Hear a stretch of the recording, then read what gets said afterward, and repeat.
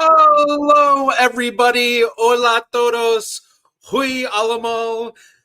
Thank you for joining another Genie Vlogger Professional Genealogist Reacts live stream. Been a while since I've done a reaction on this, or not a reaction, a live stream on the reaction channel. Excuse me, although it looks like I may not have a reaction coming out this Monday. It's been a busy couple of weeks, especially with all the traveling this past month. But thank you, everybody, for joining. Hope you're all having a wonderful week. Happy to see a bunch of you jumping into the stream. So we'll do our typical and go through, say hello. Hello, Sharon from upstate New York. Welcome. We have Julia coming in from North Baddesley, Hampshire. I don't think you've told us before where in Hampshire you've come from. North Baddesley. Interesting. Very cool. Hope everyone is fine today. Thank you very much. I'm doing well. Hope you are too, Julia. Breezy just posted a question on a Reddit. I hope it's not too late to be considered. I actually saw that question, and we might discuss it because it was it's not our typical DNA admixture question. It's actually a very interesting genealogy question. So honestly, actually, if you just copy exactly what you posted in Reddit and put it in the chat here, I'll answer it. That way everyone can see what your question is. And I don't have to pull up Reddit, but maybe I'll pull up Reddit too if we don't have other questions. Stig, hello everybody from Oslo, Norway. Hello, Stig. Thank you for joining. Drea, hiya. Fun update. Just started a proper genealogy class so I can develop my skills even more. Hopefully my camera kind of keeps in focus. Very cool, Drea, that you started a genealogy class. Kind of curious where, if it's like one of the institutes or if it's just kind of something else. There's a lot of stuff out there that people can do, including free courses. So for people who are maybe a little bit more beginner genealogists but are very interested in this, the University of Strathclyde course, I think they still have the free course. I don't know if they do. They might have it paid. But University of Strathclyde it's in Scott. Where is Strathclyde? Okay, it is Glasgow. Okay, I knew it was Scotland, but I wasn't sure if it was Glasgow. So University of Strathclyde. Let's go ahead and share, because they actually have a like master's program in genealogy, but then they also do free stuff. But then there's also the Genealogy Institutes. Here we go. What's that? Oh, that one's better. That one's better. And then what if we do this? Oh, there we go. Beautiful. Wunderbar. All right. Strathclyde Institute for Genealogical Studies. They have lots of talks, but I did a couple of weeks long course with them that was a free course. And then they have other stuff with it as well. In fact, I think they usually have representatives at Roots Tech almost every year. So yeah, but some other stuff to check out. Oh wow, I just realized how that looks. All right, good with that. That's fine.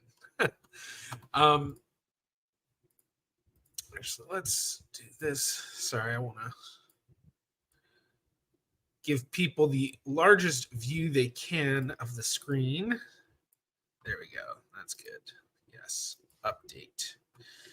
So Genealogical Research Institute of Pittsburgh is a good one. SLIG, Salt Lake Institute of Genealogy. Then there's, I can never remember it, but it's an African-American based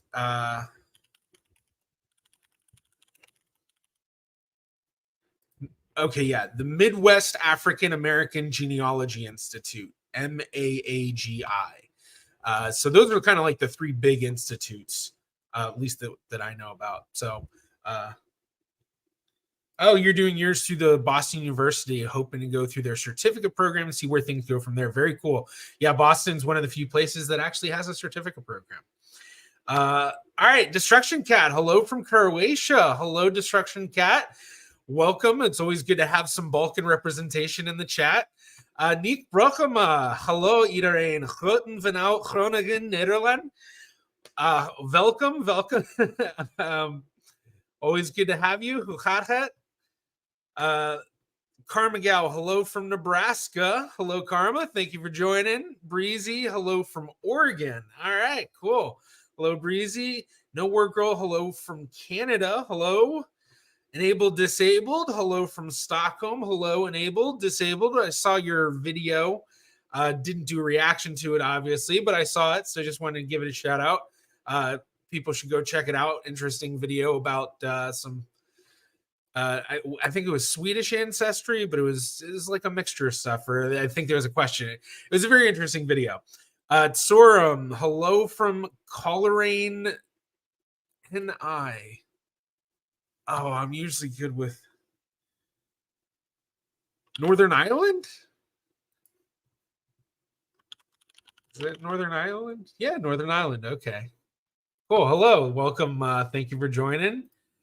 Katie Gray, hello from Ohio. I recently found a new grand uncle we didn't know about until a couple of weeks ago. Very cool. Very cool. I'm based on the way you say it, it sounds like still alive, which is really cool. So a grandparent's brother. So hopefully you'll get to go and meet them in person or something at some point. Retta Winery, hello from Shawnee, Kansas. Hello, Retta. Thank you for joining. Carol Suniga, hello from Southern California. Hello, Carol. Thank you for joining. Brian coming in from Virginia. Hello, Brian. Oh, yeah, we saw that from Jay already. Charlie, hello, Charlie, our wonderful mod admin helper in many, many ways. Someone who, if I didn't have him help me out, I don't know if I'd be able to do as much as I do, which is already not as much as I wish I could do. But thank you for all your help, Charlie. Bruce Southern Sass Apiaries. Hello from Georgia. Hello. Don't know if I said all of that correctly. I'm sure I said Bruce Southern correct and maybe Sass, but I don't know if I said the last word correctly. But I'm certainly not known for pronouncing things correctly.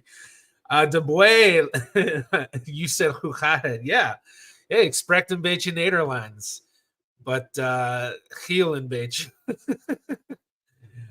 Breezy, hear my question. Looking into a situation where one male individual is listed as a slave owner and farm manager, but is living in a house in a different part of town while, oh yeah, it's going to make you break it up. All right, you know what? I've already got it pulled up here, so I'll just put it over here. Oh, I'm not sharing properly. Un momento, por favor. Way. There we go. Okay. No, it's not. Boom. All right, there we go. All right, so we'll get into this in a second, but I think it's a pretty interesting question to go through. Enabled, disabled, yes, Swedish ancestor. Thank you a lot for watching it. Oh, my pleasure. I know you'd been mentioning you were going to make a video at some point, so when I saw it, I was like, oh, I got to check it out. Gleeful 321, hi from West Virginia. Hello, Gleeful. Thank you for joining. AT Goldsmith, hello from Poznan, Poland. Hello, AT Goldsmith. Thank you for joining. A little bit of that love from Charlie. Enabled, disabled, the video is the latest on my channel about an ancestor who detailed ancestry and some stats. It's called The Ancestor Who Had an Affair, Bo Jonas Carlson. Deep dive into his genealogy and ancestry. Brian Nash from How We Got Here. A fifth great-granduncle was the founder of what would eventually become Strathclyde, John Anderson. Oh, that's really cool. Does that mean that you get to go and get a free entry into the program since you're technically a blood relative? that'd be pretty cool. Katie Gray, yeah, my grandmother's brother is still alive and is 83 years old. He's going to do an ancestry test to see if he is a full sibling or a half sibling, so I will meet him sometime this month. That's really awesome. And then also having him doing a DNA test. Sounds like you already have your grandmother DNA tested, but having two of an older generation DNA testing, that's going to be able to tell you so much. And especially a brother to your grandmother, you have the possibility to do visual phasing, which is then going to tell you which of your grandmother's DNA is coming from which of like her grandparents. so that you'll be able to really break things down and possibly learn a lot. So if you're not familiar with visual phasing, maybe we'll go over that at some point in this stream, but I have videos and other stuff that you can check out with it. So yeah, definitely check it out. Learn about visual phasing. The boy, after doing DNA tests, turned out that me and my cousin are half brothers because our mothers are identical twins. Oh yeah, so yeah, that's not too uncommon to hear. When your mothers are twins, it's almost like you're going to be half siblings or when your mothers are identical twins, because their DNA is 99.9% the same. And so yeah, so that's yeah, that's pretty cool being able to actually see it. Although I'm guessing that because they are identical twins, what I guess I don't know. I guess I was kind of thinking like how their X chromosomes would look, but I guess that'd kind of be part of it. It probably doesn't look too dissimilar. Brian, I wish. All right, Callum. Hey everybody. Rob, goedenavond. Hello, Callum. Hello, Rob. Goedenavond. Next lifetime, Brandon. I have my paternal grandma, paternal granduncle, maternal grandma's first cousin tested, and it's the best thing. That's awesome. That's awesome. That means you definitely can do some serious visual phasing. Yeah. Katie Gray, I have a cousin that has tested on that side, but never got my grandparents to test. He's the closest person to my grandmother. Okay. Well, still, just being able to have somebody of that generation really makes it great. All right, I'm just going to read Julia's next comment, and then I'm going to get into the question from Breakfast for Dinner or Breezy. Yeah, Breezy. There we go. All right. So Julia, I've just started doing research on Scottish records, so much better records. I couldn't believe they have mother's maiden name on death certificate, marriage date on birth records. Yeah, it's really interesting for people when they go from one population group to another, where the first one they're working in has very limited records and it's very difficult to find anything of use. And then you go to this other one where all of a sudden it's like this expansive amount of documentation where every record has like all of this crazy information and you're able to just expand upon all this stuff. It's really cool. So very, very cool that you're able to check that out with Scottish records. I must admit, I have not done a whole lot of Scottish research myself. Yeah, I mean, honestly, like thinking about it, like I don't think I've really done much of any research where I've gotten into Scottish records. I have gotten into Irish records. I've gotten into Cornish records and English records. And recently I just started to try to learn about some Welsh records because somebody whose family's tree I'm trying to build for the YouTuber Family Tree series looked like they may have some Welsh ancestry. I reached out to Di Davies, who I'm probably not going to be able to pronounce the channel correctly, but they run a channel all about Welsh ancestry. And so I reached out to Di. Here we go. So if you're interested in learning about Welsh ancestry, this is a channel to check out. So yeah. Okay, anyway, let's get into the question. So looking into a situation where a male individual is listed as a slave owner and farm manager, but is living in a house in a different part of town, while his sister-in-law lives and owns the farm in the location that the slave census was taken, that lists the male individual as the slave owner. So basically what it sounds like you're saying at this point is the male individual in some record is living in a different part of town than this farm, which lists him as the owner on the slave census. I'm going to keep my eye out for chat, so say yes if that is correct. I'm going to keep going, though. The male slave owner in question was a brother of the deceased husband of the female. So a brother-in-law to the female. So she's his sister-in-law. And she's listed as owning and living on the farm. So, okay, I see correct. Now, big question that I have that maybe you can answer is, where are these records coming from? So you say, looking into a situation where a male individual is listed as a slave owner and farm manager, but is living in a different house in a different part of town.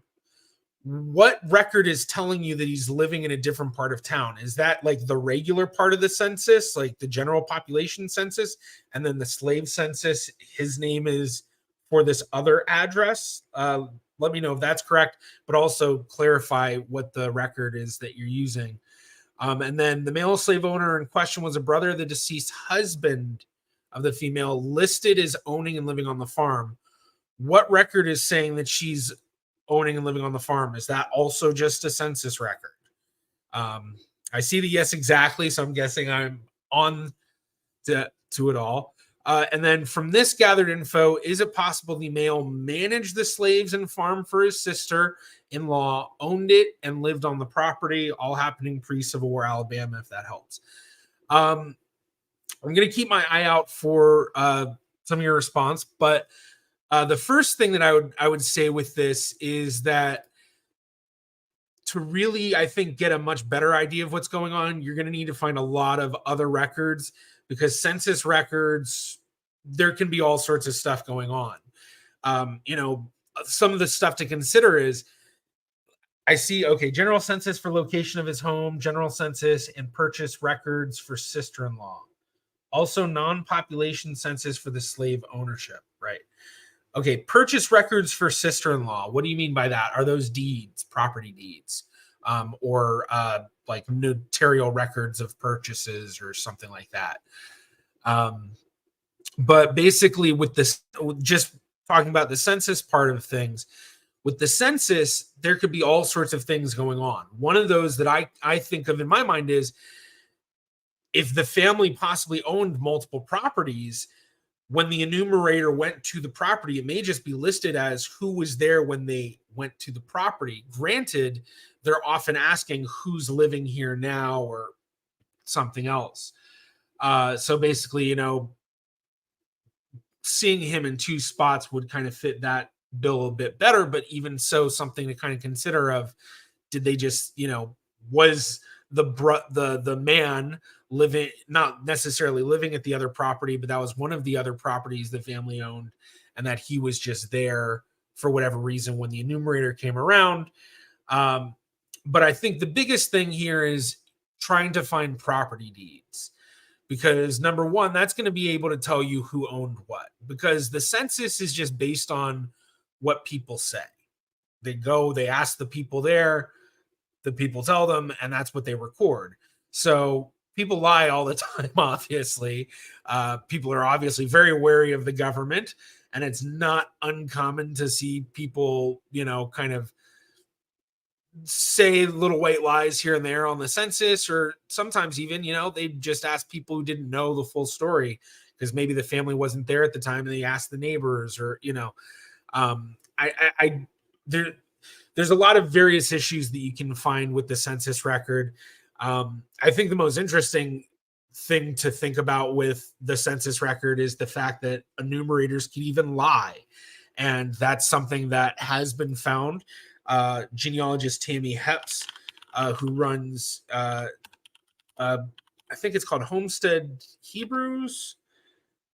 She did a whole investigation and article about this guy in Pittsburgh who was an enumerator, and she figured out that he just made up a whole bunch of stuff.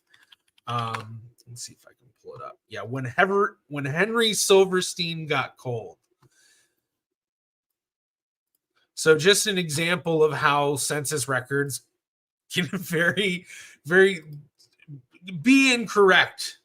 And so she goes into it in detail. So, the way they set it up is each part of the town is separated into areas. So this is that guy's area. And so going through every single house, she figures out, all the stuff that is incorrect. So green pins represent census entries that matched to another record. And then dark red pins are from pages of the census Henry knowingly faked. And so you can see how, this is obviously a outlier of an example, but it's still just kind of an interesting thing to think about. So I'm going to put a link to that article in chat. Very interesting article. Tammy is an amazing genealogist. But okay, so back to this. So very likely his brother owned the home in town he lived in before the brother died. Seems like the individual I'm referring to moved to the area once the brother died. So yeah, I mean, that's the other thing too, is that, part of it is that there are a lot of different possibilities going on. And you obviously can take one of the hypotheses, one of those possibilities, and based on what your feeling is and the information that is available, one of those hypotheses is going to stand out as most likely. And I think what you're saying now does seem like it's the most likely part of it is, or the most likely scenario is that the sister-in-law obviously inherited the land. The brother of the man who died, the brother-in-law to the woman, then moves out there, which I guess based on the records, that's what it actually is. He moved out there possibly to help her manage and deal with everything. And he just kind of managed everything where she still owned it and lived on the property. I think there's another possibility that's similarly likely, that maybe they both inherited parts of the property. So one way to figure that out is to see if you can find a will for the husband who died. Because if you can find that will, then you're going to be able to find, who inherited what. And then that's going to give you a bit more of the story, but finding those property deeds as well. So, wherever it is in Alabama, whatever county that may be, you'll want to look into what property deeds are available in that county, and how do I obtain them? So let's see, Alabama property deeds. And I still don't know if I saw an answer from you about purchase records for sister-in-law. Do you know what record you refer? Because I'm just wondering if that's just a record of like a property deed or something else. All right, so just to pull up something, great resource to always pull up, Family Search Wiki, great place to figure out all sorts of stuff for where records are, what's available. So online resources, they have U.S. Bureau of Land Management tracked books. So let's open that up. Oh wait, you know what? I'm gonna need to sign in. So un momento, por favor. Por favor. Okay. So we have this collection. And then Breezy, if you can say in chat, oh, Daniel, you're not too late. Breezy, if you can say in chat, if you're willing to, what's the name of the people that you're talking about? If you're not willing, if you're not comfortable with that, obviously say, sorry, I'm not comfortable. But either way, you have this as a something to look into. But basically, just what you want to do is obviously read into this and look at whatever time that he died and what time you're looking at. I'm guessing, it sounds like 1850 census, maybe 1840 census. So, I'm guessing that the husband died sometime in the early 1820s, or I guess not 1820s, sometime in the early 1800s. Kind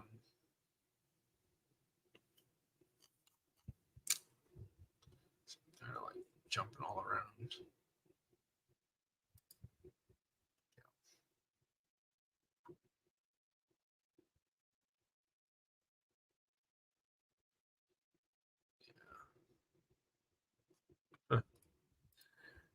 Hey, Mark, late to chat. Hey, all. Yeah, we've only been going a little bit though, so not too much. You didn't miss too much. Breezy, I have General Land Office of the United States certificates of register of the land office that list the female's name.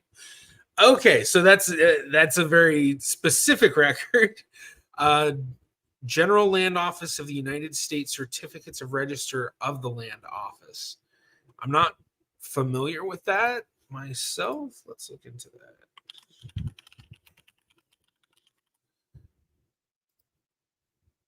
United States certificate. So, oh wait, yeah, it's basically it's this stuff that we're already looking at. Okay. All right, so you do have property records. So you have multiple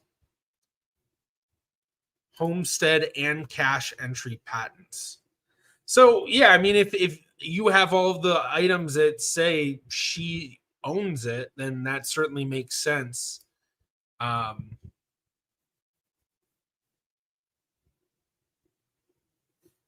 So yeah, based on what you put, it didn't sound like you had as much. It sounded like you mostly had census records. But if you have all of that, so yeah, so if you have those records that say she owned it, then she owned it. I think there's still a possibility that maybe there were parts of the land that were split up, and maybe the male individual that you talked about, maybe he did take part of that land. So that would be something to look into, especially if they have those property maps. So like for a lot of places, you'll have maps where it will actually break down the property and who owned what.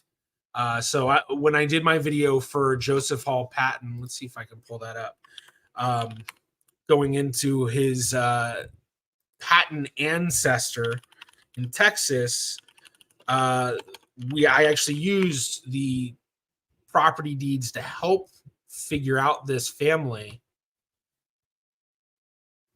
I'm not sure. There's a cat. I don't even know if y'all can hear that.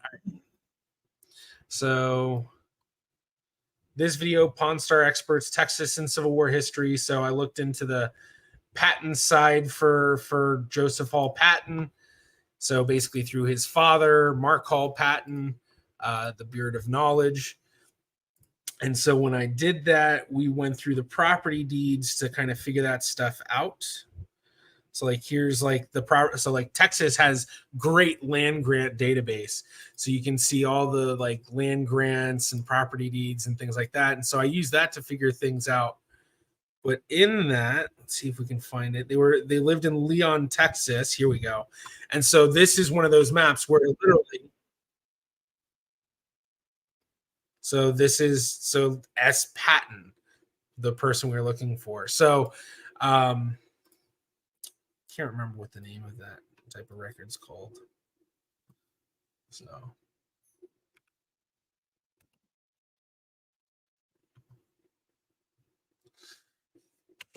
definitely a video worth checking out if you haven't seen it. So yeah, I mean, it sounds like you pretty much already have your answer.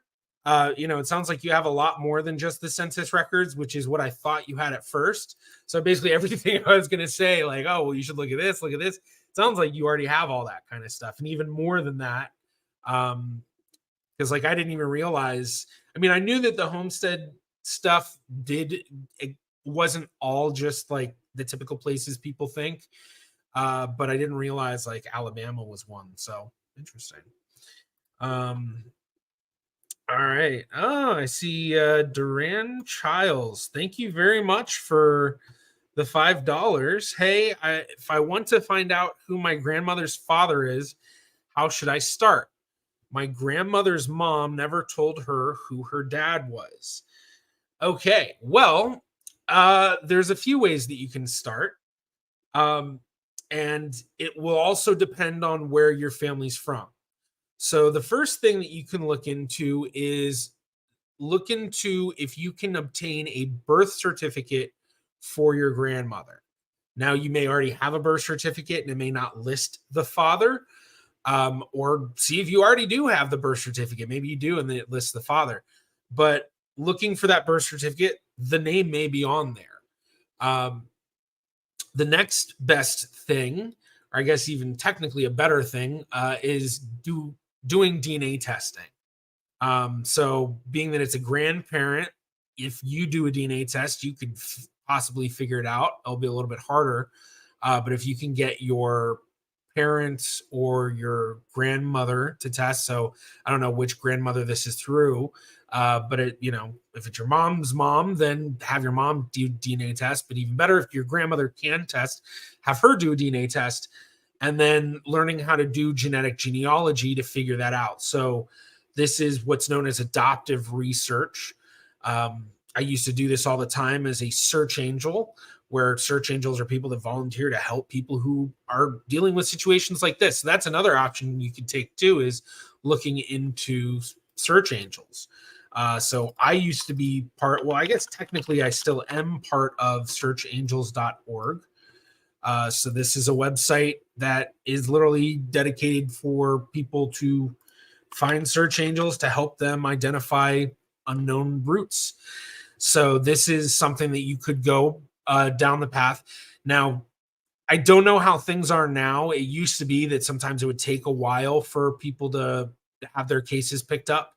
But there's a lot of people who really want to get into this research nowadays, because this kind of research for adoptee stuff is exactly the same research that we do for investigative genetic genealogy.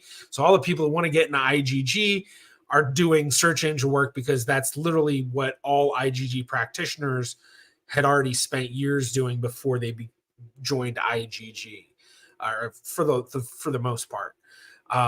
But if you want to do it yourself, which could be, for me, I would find that fun. I always want to solve my family mysteries, but doing the DNA test and learning about how to do genetic genealogy. So one of the biggest things to learn how to do clustering, whether that's the Leeds method, which Dana Leeds, who invented this method, literally started making her own videos about it. She just released the first one recently. She has her own YouTube channel now, so definitely check that out. She's jumped in chat before, here and there. But learning how to do that, auto clustering, which is a tool that you can use on MyHeritage. It's on GEDmatch. It's also through Genetic Affairs, which is the website by E.J. Bloom, who is the inventor of the auto cluster. So this is his website, Genetic Affairs. So if you have a DNA test through Family Tree DNA, or I forgot what other companies. I know there's other. Maybe it's 23andMe, but I don't know if you can still do that. But basically, you can get auto clustering done through this website for your stuff, and you get like a free starting credit sort of thing. I can't remember how many you get. So free trial getting started. So basically you get to kind of play around with it, but then if you find it very useful, you can get more stuff. So learning how to cluster, that's a big one. Jump back over there. And then learning just how to do the genealogy work, what records are available and all of that. So genetic genealogy is not an easy thing to learn, especially if you have very little experience with genealogy itself, which is why Search Angels is such a great way for people to go about it. And searchangels.org is not the only website available. It certainly is one of the larger websites. So let's see if I'm still listed under the volunteers list. But like there are a lot of very experienced genealogists who volunteer their time. And, I could honestly, here we go. Wow, look at that photo. That's from my days when I was in a band. But yeah, so you can find all sorts of volunteers that might be able to help you out. So hopefully this answer was helpful. Thank you very much for the $5. Truly appreciate that. And with that, I should actually mention for everybody else, I obviously am answering questions through chat.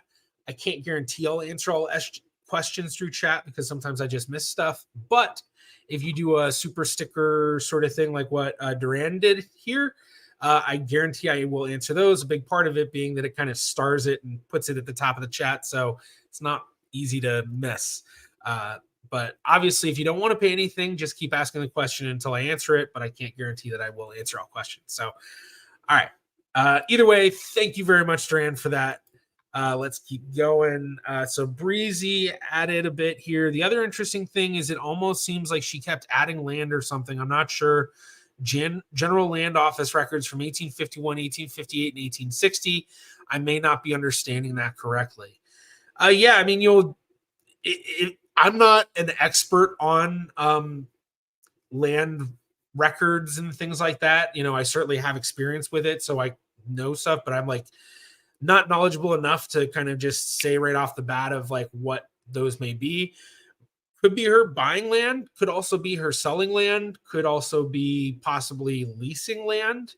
I'm not 100% sure what the General Land Office records entail, but I imagine there's all sorts of possibilities with it.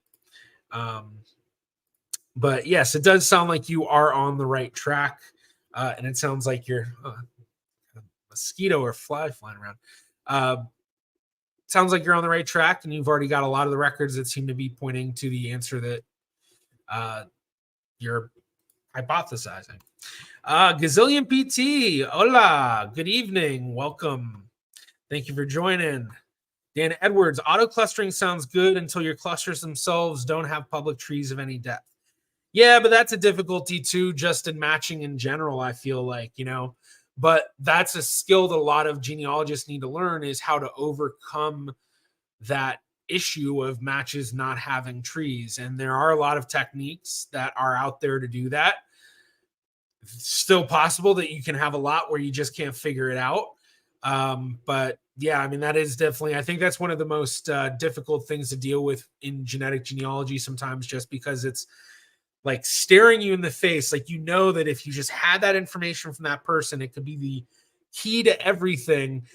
And it's just, you can't figure it out. They won't respond to any messages, and you're just stuck. You just have to sit there, cross your fingers, and hope that they see the messages you sent at some point. And yeah. So, all right. Douglas Hughesman, finding a great grandparent would be super clustering on leads. The closer you get, here, finding a great grandparent would be sub/super. Clustering on leads, the closer you can get to the parent-child outcome, the easier it is to verify. Not 100% sure what you're saying here.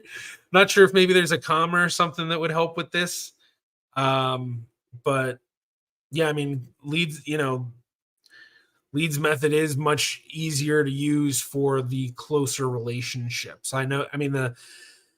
It's not necessarily standard, but kind of the general outcome you're looking for with the leads method is to break it into 4 categories. Obviously, you can go to way more. I know a lot of people who will try to go for the 8 categories to represent the 8 great grandparents in a sense. But yeah, I mean, the further out you're looking, it certainly is a little bit harder. But I think also one of the things that's really nice about auto clustering is that it does a lot of those smaller matching or matching of smaller shared DNA matches to figure things out. Yeah, one of the most frustrating things. Yeah. Yes. So, all right. Wow, I rarely come to the end of chat, and we actually have a pretty good crowd today. So ask away your questions if you have them. But otherwise, I guess I actually have it pulled up, so might as well take a look and see if there's anything sitting towards the top.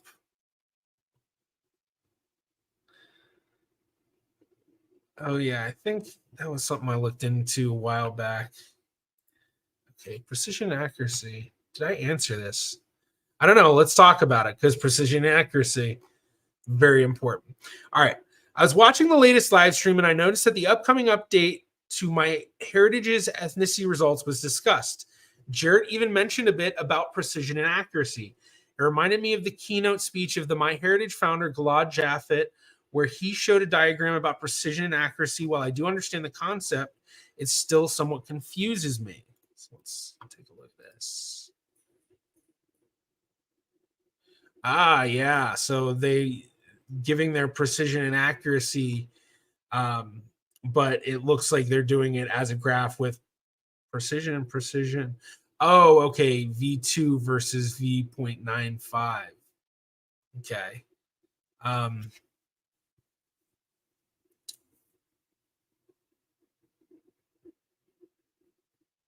So basically, V95 is the old version, V2 is the new version. And so it's just showing what the precision is. So Europe Northwest used to be about 0.4. Now it's closer to 0.6.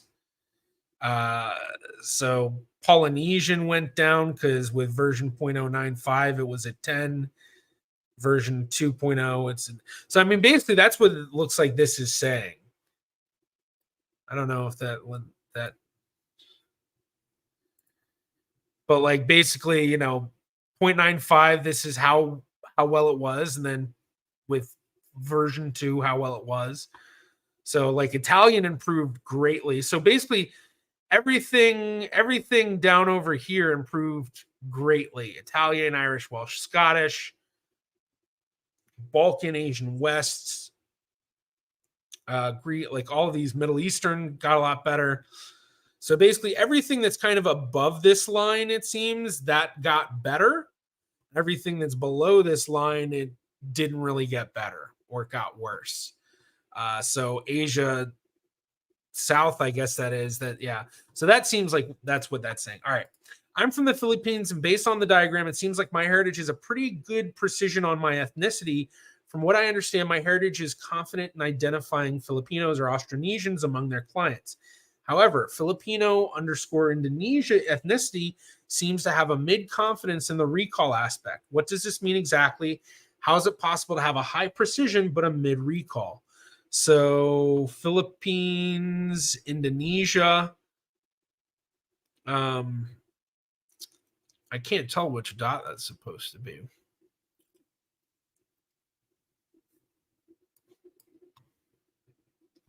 And then Philippines, Indonesia. Yeah, so Philippines, Indonesia got worse. They used to be better. They went from 0.6 to probably about a 0.5. But then here they got a lot better. I can't tell exactly which dot they're supposed to be. Like I can't tell if some of these dots are overlapping each other or like what, like over here, like look, there's Greek, Europe, East, British, Balkan, Asian, West, but there's only 3 dots. So I don't know. Okay, so Philippines, Indonesia. I'm assuming this is that. I'm assuming that's what that one is. So yeah, very big difference, but it got a lot better. So it used to be just about a 0.6. Now it's a 0.9. So 90% precision. But then obviously, like I guess that's like 45% recall, which is not very good. So let's see what the yeah, here we go. Okay, physical manu. Precision and recall are 2 different things. Ideally, you would have them both at one. Precision is about how accurate the claim is. Basically, out of how many times my heritage claims someone is Filipino Indonesia, it is looking at how many times is that correct. So basically, out of all the people they say are Filipino Indonesia, how many of those are actually Filipino Indonesia? So with a high precision, that means that that if you or so with a high precision, that basically means that when you're looking at all the people that my heritage is saying are Indonesia, Filipino Indonesia, high precision means that they're almost correct. They're correct a lot more often on when they say that you're Filipino Indonesia. Recall is looking at the things the other way around. From people you know who are Filipino Indonesia, it is looking at how many times they claimed as that by my heritage. So with recall, to put it another way, is of all the people who are actually Filipino Indonesia, how many are being labeled as Filipino Indonesia.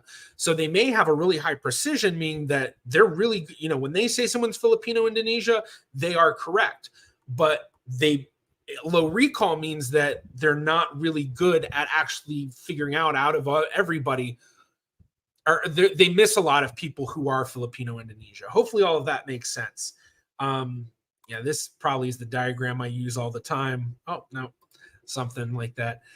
Precision and recall is one of those things that really is hard to discuss without a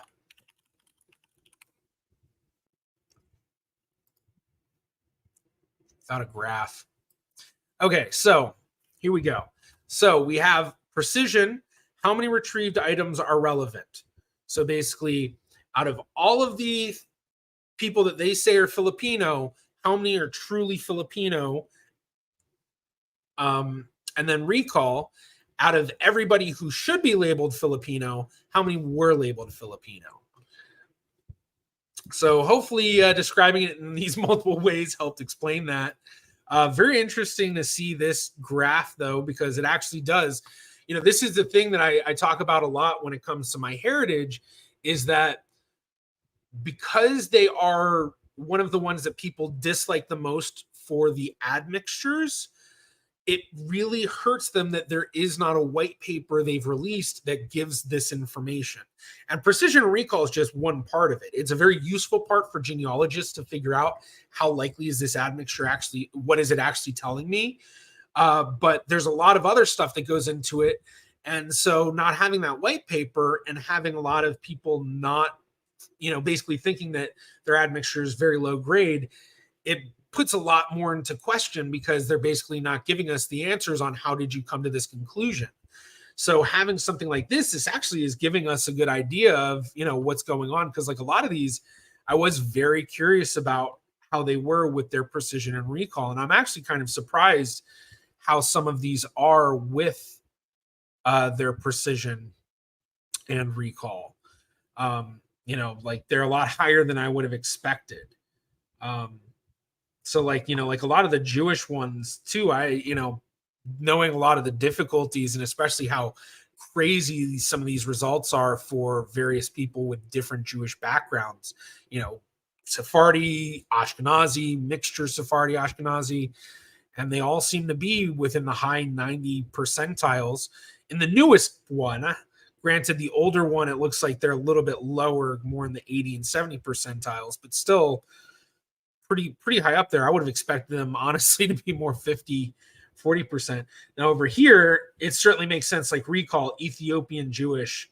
Like I've always thought that was a weird one they've had, especially because I don't know if they really have any other sort of. I don't think they had like an Ethiopian reading otherwise. So basically, everyone who was Ethiopian got Ethiopian Jewish. All right, let me see chat. I haven't been watching chat.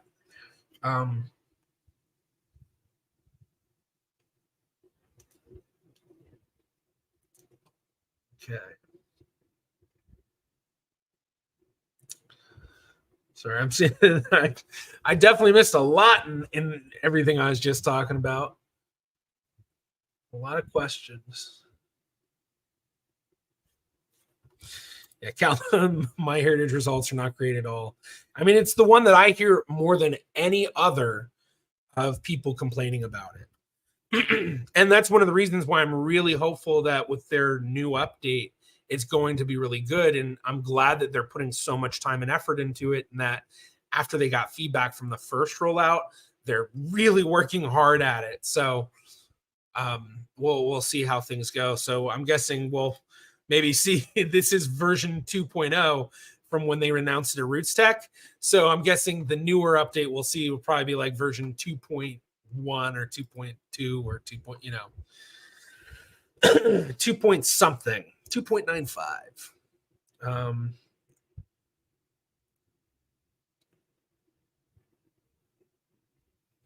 Okay. What?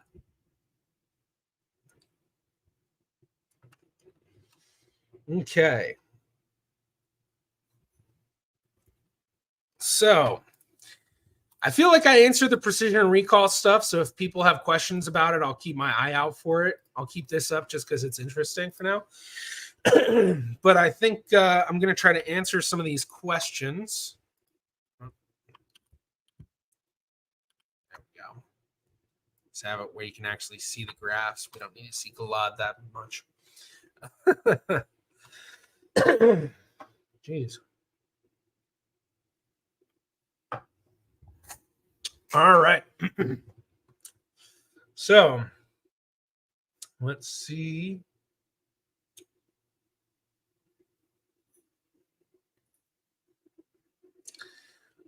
Katie, I have no clue what you're talking about. Can I talk about red, white, and blue bowling? No clue what you're talking about. Yeah, I mean, with questions, I will say, if there's like a really interesting question or something that kind of I can go into something specific research wise, I can, but just like general, like talk about this entire family tree or something or review it, I really don't do that so much. Hi, as you might remember, I have rather high Greek Italian ancestry. Now I've found DNA triangulations between me, my second cousin, and some Greek individuals, but this segment is 10 centimorgans. Is it a good indicator for a common ancestor? I mean, if you're triangulating on the segments, that's a pretty good indication. 10 centimorgans isn't like the biggest of segments, but it's a pretty decent segment. I'm not quite sure about any issues with like Greek ancestry or Italian ancestry for like basically in the idea of like endogamy or something where, a 10 centimorgan segment maybe isn't as good as a non-endogamous population, but I don't think they really deal with that so much. So yeah, I mean, there's a lot more that you need beyond just that.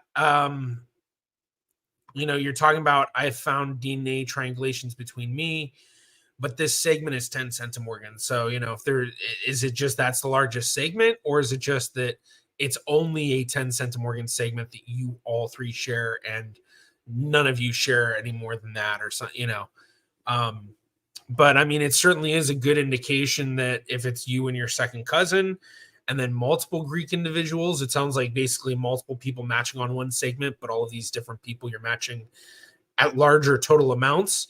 Well, that is a very good indication. And even more with a second cousin, that tells you what side of the family it's through. So it's not telling you anything confidently, but it certainly is giving you a good hypothesis that will allow you to expand upon with research. So knowing that you're looking at a Greek ancestor or a possible Greek ancestor or Greek connection, and remember, it could go one of two ways. It could be someone from your family going from Italy to Greece, or it could be someone from Greece obviously coming to Italy. I don't remember exactly what your family ancestry was, but basically, there's a lot of possibilities with which way things went. So keep your mind open, but knowing it's between you and a second cousin, that means that you've got great grandparents you share. So that's, what great grandparents to research and to look further into to figure it out. So yeah, it's certainly a good indication, I would say. All right, Rhonda Lewis. Trying to solve a lifelong mystery of my great-great-grandfather who was orphaned as a small child. He didn't know anything of his family. Using autosomal DNA on Ancestry, we believe we have found 3 sisters. I have a cousin who is the only direct male descendant, and he just did Y-DNA test. Realistically, what are the odds we might be able to determine a real surname for this family? Okay, so lifelong mystery of my great-great-grandfather who's orphaned as...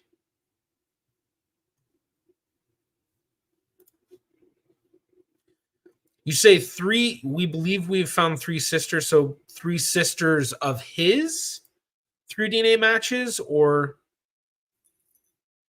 I don't know. So I have a cousin who is the only direct male descendant, and he just did Y-DNA test.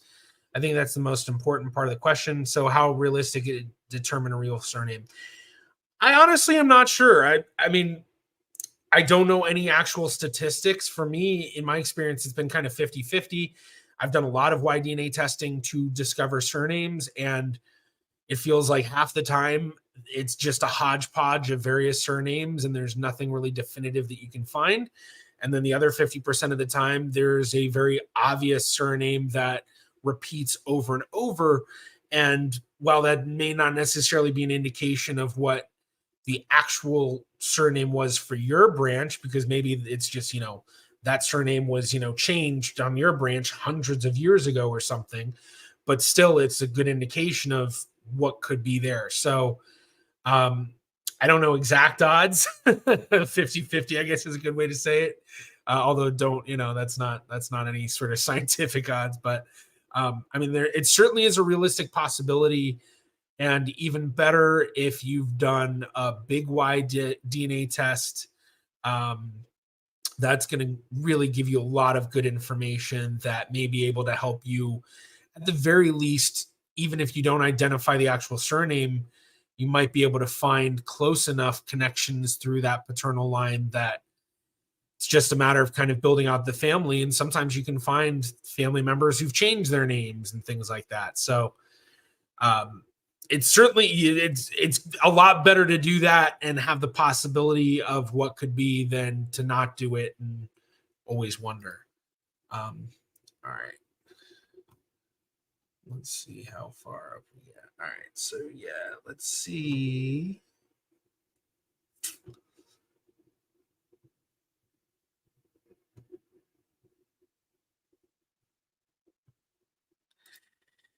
Okay, yeah, I saw that. Yeah, the difficulty when talking about precision and recall is mostly a matter of putting it in terms that people understand, and being super specific about jargon. I totally get it, but it's really difficult to explain this stuff sometimes without saying the word accuracy.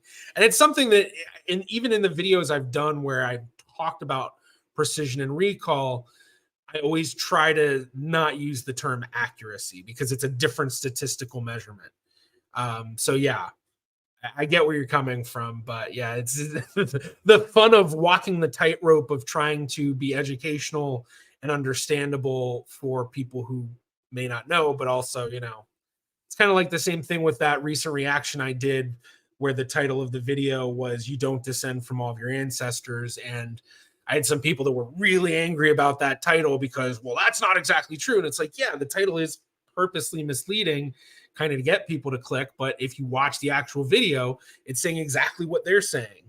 It's not saying that you don't descend from your ancestors. It's just a clickbaity thing. It's just saying that you have a lot of ancestors where you inherit no genetics from them. So, yeah. But I get where you're coming from. All right, let's see.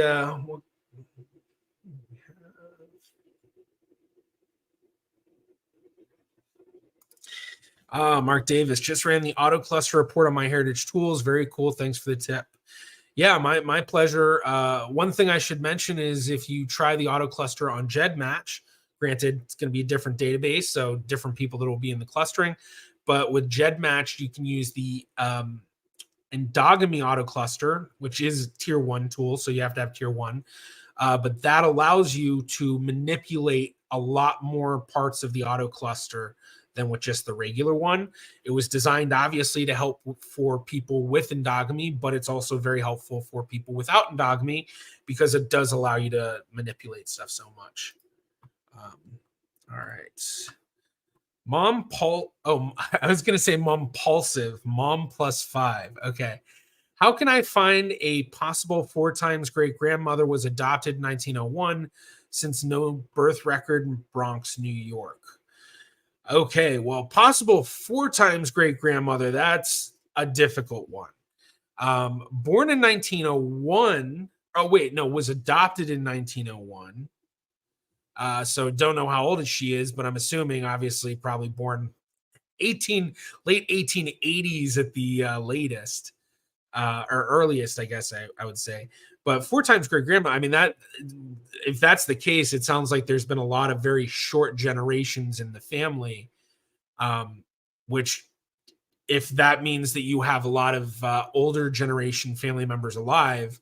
So, if this 4 times great grandmother, let's say, has a granddaughter or grandson who's still alive, getting them to test the oldest generation to do a DNA test, that's going to be your best bet.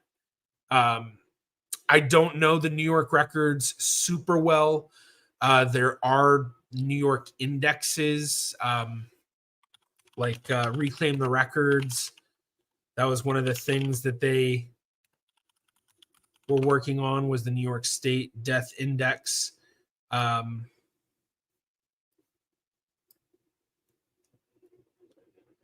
So I think they even, let's see, these are the records requests. Okay, we'll go back.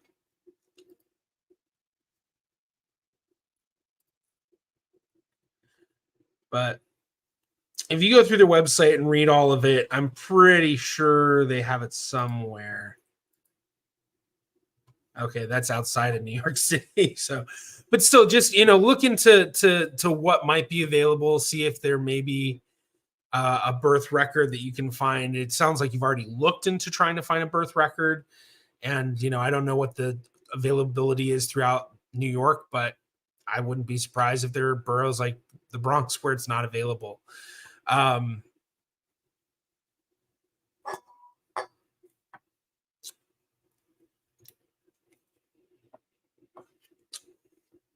Beyond that, I mean, DNA testing, I think, is going to be one of your best options. With it being a 4 times great grandmother, that's really distant.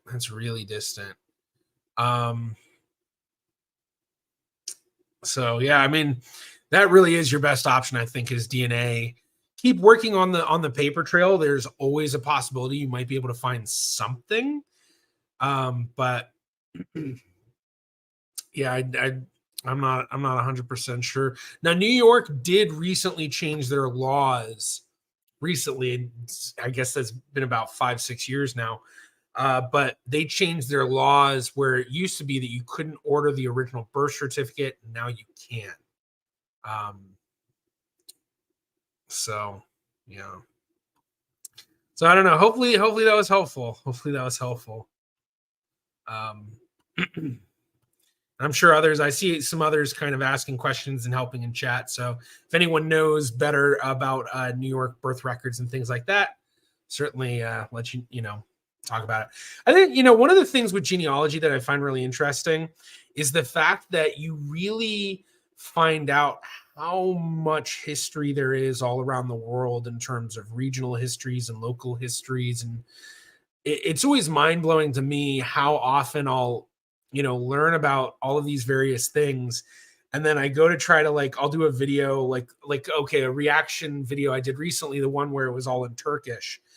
And I did that one, and I had people that were angry with me, you should pick up a history book. How do you not know this stuff? And how do you not know that? And it's just I'm only human, we're all only human. And, I didn't grow up in Turkey. I don't have many Turkish connections. The ones I do have aren't people that are, fully Turkish or anything, it's very minimal. So it's there's a lot of stuff that I'm always learning about and that everyone should be learning about. But it's always kind of funny to me how there's a lot of people out there who have this feeling the things that they know, everyone should know. And if you don't know it, you're an idiot.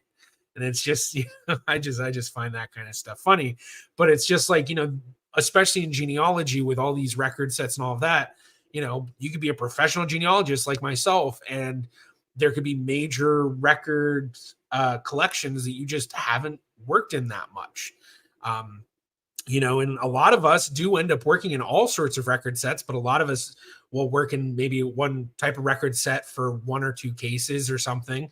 And you don't get that much experience, but you know just enough about it. But then you find other people who are experts in that side, and they'll take a record where it might be just a little helpful to me, and they know so much nuance going on with it that they can be like, well, this means this and that means that and this means this. And it's very similar to how I am with the Portuguese Jewish community of Amsterdam. When it comes to that community, I've done so much work in it. There's a lot of stuff with it that when I see a lot of records through there, I can pick out a lot of things that most other Sephardic genealogists may not catch on to unless they also have in-depth expertise in the Amsterdam community. And, even though I have a specialty in that community, I've done work in the London community, but I haven't done a lot of work to the point where like I would be an expert on that community like I am with the Amsterdam community. So it's, it's a lot of that kind of stuff. Brian, come on, Jared, you're a Hebrew cyborg. Yeah, that's right. Don't forget, I've got to make my laser meeting next week. We're making some big decisions on the lasers. Douglas Hughesman, yeah, fourth grade would be early generation. I'm in my mid 50s, and my third great grandparents are in the early 1800s. Yeah, I was born in the 80s, and most of my third great grandparents are early to mid 1800s. Like I want to say, a lot of my third great the ones that I know most well are my third great grandparents, Rafael Nunes Vaz, born in 1837, and my third great grandmother, Reina Robles, born in 1841. Excuse me, got the hiccups. So, but I do know, like, I have some other third great grandparents. I remember one of the recently discovered lines that I had for one of my recently discovered Polish lines, Suwalki Warsaw lines. That was like 1820s. So that's third great grandparents. I know also a lot of my fourth great grandparents, they are born late 1700s, very early 1800s. So yeah, 1901 fourth great grandparent, very short generations, but it's definitely not unheard of. I mean, especially if you have a lot of teenage births in a row. I'm sure a lot of us have seen the, let's see if I can pull it up, picture of 5 generations together. Yeah, so it's it's like it's like 5 generations. What would that be? Child, mother, grandmother, great grandmother, second great grandmother. How many people even know their second great grandparents' names? But yeah, I know there's a lot of these other families like that. So, yeah. All right, let's see. All right, we cannot get any records because I did not have a birth certificate with me. It's crazy New England laws. I have a DNA line unknown and believe that she was adopted and didn't know it. Have you ran across any spies in your tree? This is actually a really interesting and funny question because there is a family rumor that I've actually tried to figure out if it's true or not, that my great grandmother was a spy. For the story goes that my grandmother would travel a lot, and there was this one time that the family went to go pick her up from the airport, and the way that people, you get off the plane. Oh wow, I just realized I'll keep talking while I try to fix this. And as she's getting off the plane, most people, you got to go through the different lines for the customs and the passport control and all that. And the story is that as she was going, she was like walked by all of it or something and just like was let straight through. And so it was something that my family was always like, was Graham Jenny a spy or something? And so like my mom swears by it. She asked me all the time. She's like, is that something you can figure out? Is that something you can figure out? And I was like, in all of my work, I haven't been able to find anything. I can't remember what it was. There was some record I found sometime like 10 years ago where it was like, there was something a little weird about it that was, I forgot what it was, where it was like, I don't remember seeing it. I think it was like, there was a record where there was some information redacted, where it wasn't something that you usually saw where there was information redacted. So I don't know how possible that is in my actual family, but that's actually a family rumor. So, my great grandmother Jenny was quite a character. She lived to be 109. Here we go. Pulling up her obituary. And so, yeah, one of the early owners, the Schubert Theater, New Haven. So she and her husband, along with Maurice Bailey and the Bailey family, and I think there was somebody else too that was part of it. They purchased the Schubert Theater, New Haven, and they were a major part of turning it into, a huge theater. And, all these shows were premiered there. And yeah, so, but this is my great grandmother that some of us think that she might be a spy or worked for the CIA or the FBI or something, or just something was going on where basically it's like she works for the government or something. Like, what's going on here? But yeah, I don't know. I don't know if anyone knows how to even research into something like that. I've only done like a little bit of digging into that. But I do. It's such a funny story. That's funny that you asked that. So, yeah, family rumors. Yeah. Huh. My granddad always used to tell a story that he had an ancestor who murdered a priest. Turned out there was a priest murder. Still not 100% they are related to him and therefore me, but seems likely. That's pretty funny. That's pretty crazy. Oh yeah. Okay. We're not going to be able to go that much longer, unfortunately. I've got stuff I got to do today. Yeah, let's see. Oh my God, New Haven is where they were. Yep. Drea, I was like, Noons, that's her name, sounds familiar. Wonder why. It's because I've been watching your video streams. Yep, my Nunes Vaz family. So, and when we came to the US, it was a lot easier just go by Noons than Nunes Vaz. So, yeah. So, all right. Well, that's an interesting way to kind of wrap it up, I think. Talking about a family rumor of mine that I don't think I've ever mentioned publicly before. Hopefully none of my family members were, I don't think it's something to worry about. But yeah, I don't know. I guess if I hear from anyone that's like, don't talk about that. But if I do hear that, then I'm going to guess that relative might have a bit more information than I do.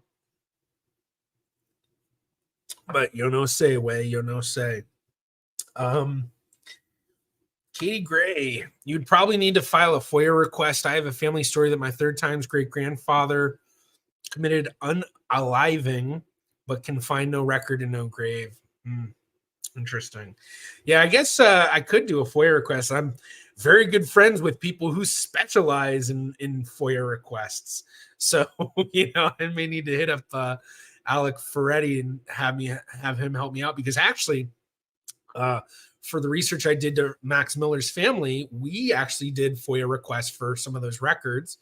Alec was the one to help me for that. Now the episode, it's coming out. The first episode with the family's reactions will be coming out, but that episode's not going to include the stuff that was FOIA requested. That's going to be a later episode, because that was actually research we were doing for World War II connections in his family on his father's side. So very interesting stories going on that side. But yeah, I may need to look into FOIA requesting to see if my great-grandmother was a CIA spy or something. So, and I think that story was from the 70s or 80s. So yeah, I'll have to ask my mom about that again. Douglas Huseman, I don't know of any spies, but my fifth great-granduncle is Abraham Lincoln's step-grandfather. That's pretty cool.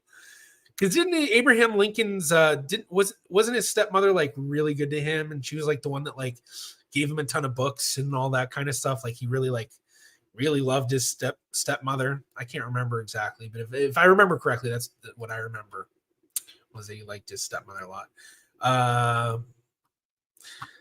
Mark Davis, thank you so much for the $10. Always illuminating. I appreciate that.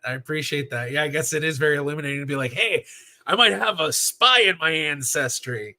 That'd be cool. That'd be great. If I ever do actually figure that out, I might need to write a book about my great-grandmother, because she was quite an interesting character.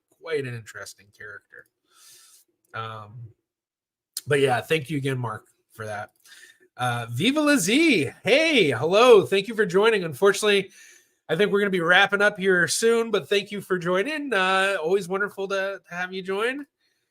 Brian, if this video gets yaken down, we'll know why. Yeah, it's not going to be taken down. It'll be yaken down. My fifth great-grandfather was a highwayman at age 15, sentenced to death. Death commuted to indentured servitude here in America. Wow, that is really interesting. Bet you're really happy that he got sent as an indentured servant to America instead of killed. Heather, the woman could be a widow, and due to her being a widow, cannot own the property. Oh, you're talking about the question before. Yeah, I guess that's a possibility. I don't know what the laws were in Alabama for widows to own property or not, but that's not an expertise of mine. So it's something to look into for whoever was asking that question. Douglas, yes, his mother Nancy Hanks and aunt and uncle died of milk sickness young. Yeah. So, all right. Well, thank you everybody for joining today's stream. I truly appreciate it. This was a fun one. Got to talk about a lot of really random stuff, including my great grandmother possibly being a spy. But next week I'll probably be streaming on the main channel. Not sure if I'm going to have a reaction coming out this Monday, like I said, but working very diligently. So hopefully you should have Max Miller episode coming out soon, and then also having a bunch of reactions coming out soon. So I've got a lot of what I think are good reactions in the line to go. So thank you, everybody. Dewey. Adios. Hasta luego. Have a wonderful rest of your Friday. Wonderful rest of your weekend. I am Jarrett Ross, the Genie Vlogger. I am out.